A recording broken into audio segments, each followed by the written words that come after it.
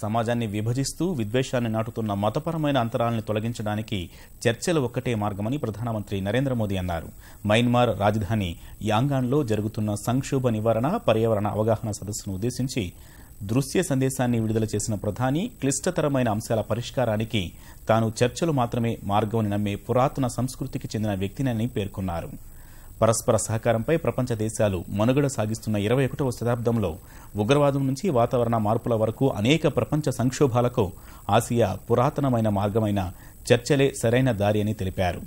పర్యావరణ పరిరక్షణపైన పలు సూచనలు చేసిన ప్రధాని ప్రకృతిని రక్షించుకుంటే వాతావరణ మార్పుల రూపంలో అది ప్రతికూల ఫలితాలను అందజేస్తుందని హెచ్చరించారు.